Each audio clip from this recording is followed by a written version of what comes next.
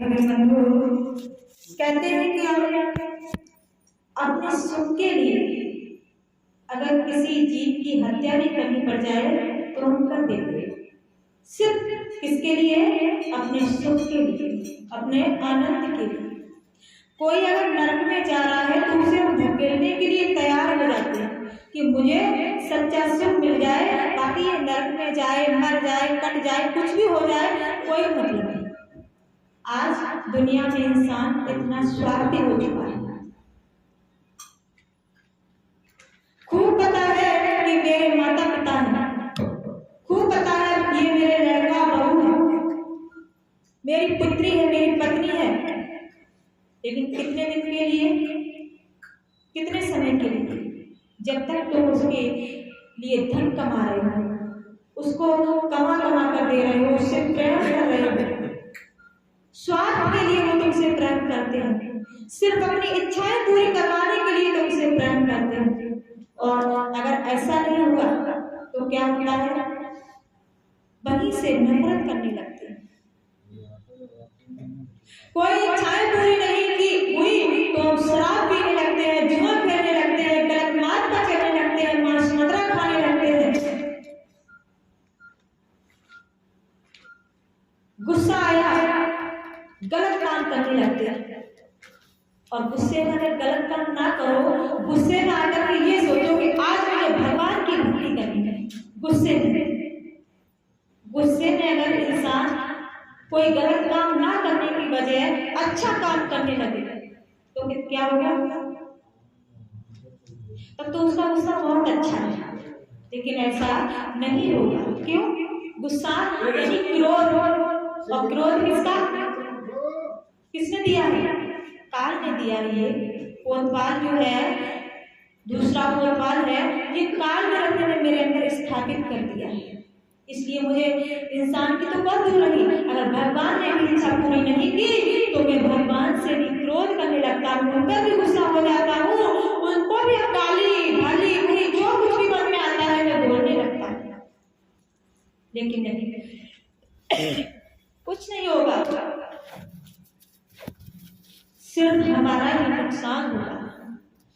क्रोध में हम क्या बोल गए, क्रोध में हम कितना गलत बोल गए, कितना मैंने गलत कर दिया, कितना किसके बारे में गलत बोल दिया, ये बाद में पता चलता है मेरा कितना नुकसान होता है। क्रोध में विवेक बुद्धि सब हो जाता है, सब बिल्कुल भ्रष्ट हो जाती है।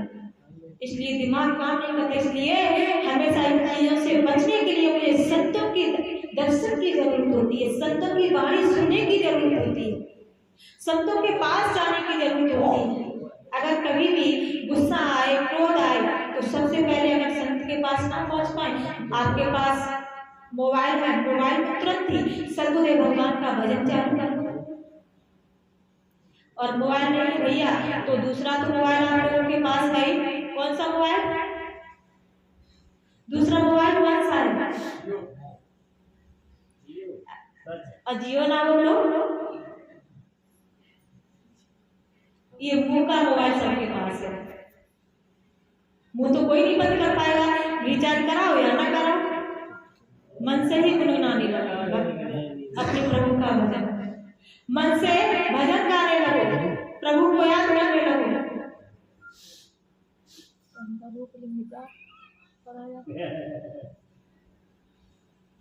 और हाँ, जल्दी 5 मिनट के अंदर आ रही है।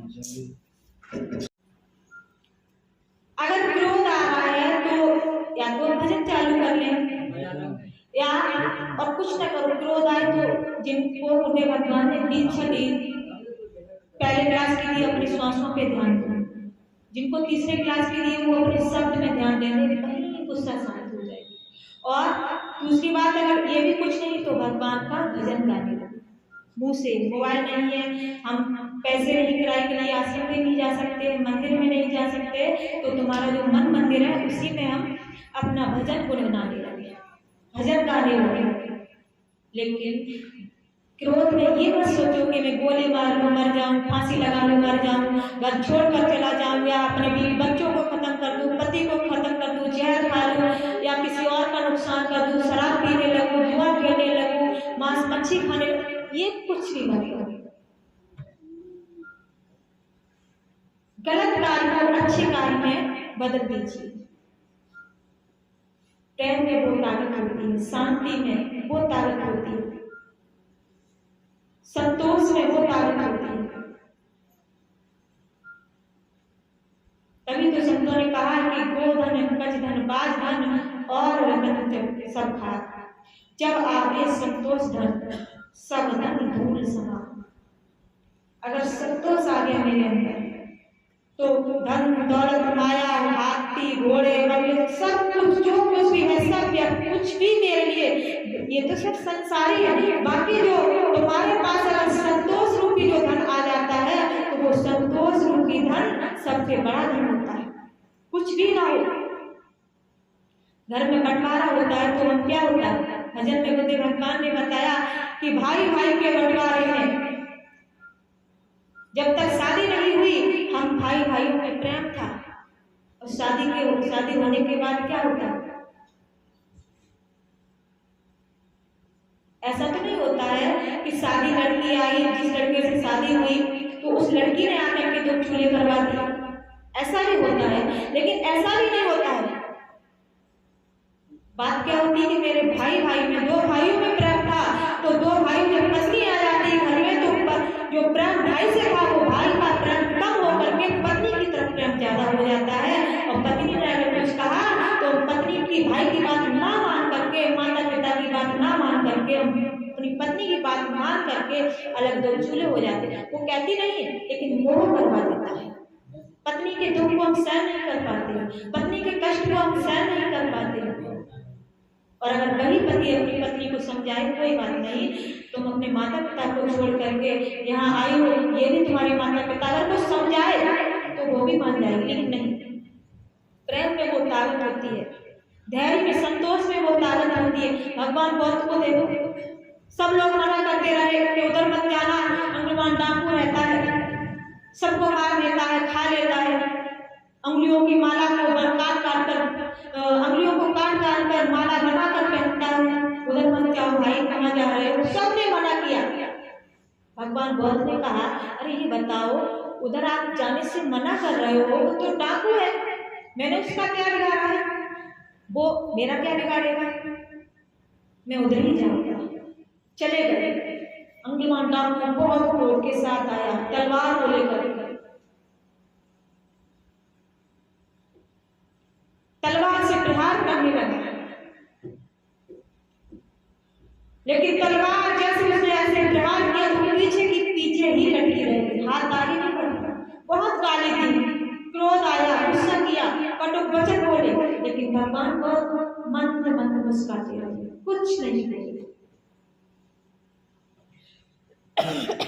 अंगुलमान डाकू ने कहा, ये बताओ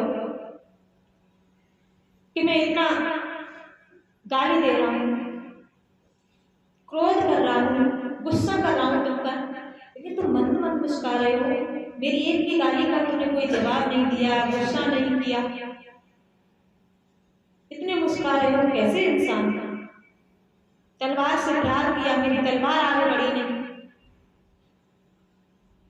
भगवान बौद्ध ने कहा, आपने गाली दी, क्रोध किया, आपने गाली किसको दी? बोले आपको। कि आपने गाली दी, मैंने ली ही नहीं, तो मुझे गुस्सा क्यों आता? अगर मैं लेता, आपने गाली दी, मैं उस गाली को ले लेता, उसमें विचार करता, अपने ऊपर धारण कर लेता, तो मुझे गुस्सा आता। मैंने ली ही नहीं तो मुझे गुस्सा क्यों आएगा? आपने गाली दी, वो आपके पास में मैंने नहीं ली, तुरंत तलवार फेंक देता है। तो भगवान बौद्ध के चरण में गिर गया, रोने लगा, घबराने लगा, प्रभु मुझे अपनी शरण में। इंसानों की अंगुलियों को काट करके, माला बना करके अपनी गोदी में धारण करता था, इतना भयंकर था। लेकिन मंद मंद मुस्कान ने, एक धैर्यवान पुरुष ने इतने भयानक राक्षस को कैसे एक भक्त बना दिया। कोई गाली दे रहा है उसको, हम गाली के बदले गाली ही दे दें तो क्या होगा? झगड़ा ही तो होगा। कोई दूसरा गाली दे रहा है, चुप रहो, गाली को दे रहा, देने दो, आप अगर लौट कर, अगर बड़ी बात बताएं तो के लिए। अगर कोई आपके बारे में गलत सोच रहा है तो कुछ मत बोलो, अगर उसका नुकसान चाहते हैं करना मत ऐसा, क्योंकि ऐसा करने से हमारा भी नुकसान होता है। अगर आपने देखा होगा कोई भी संत महापुरुष हो, संत महापुरुषों को कोई गाली देता है, गलत बोलता है, अगर उन्होंने कुछ नहीं कहा तो आपका बहुत बड़ा नुकसान हो जाएगा। और संत महापुरुषों की नहीं, कोई साधारण मनुष्य है, उससे भी आपने कुछ कहा, गाली दी, उसने अगर लौट कर कुछ नहीं कहा, वो अंदर ही अंदर दुखी हो गया, चुप रह गया, तब भी आपका बहुत भयानक नुकसान होगा। और उसने अगर लौट कर कुछ कह दिया तो आपका नुकसान होगा लेकिन कम होगा। इसलिए अपना भला चाहते हो तो किसी जो तुमको पसंद नहीं वो दूसरों को भी मत दो। यानी तुमको गाली पसंद नहीं है, कोई मुझे गाली दे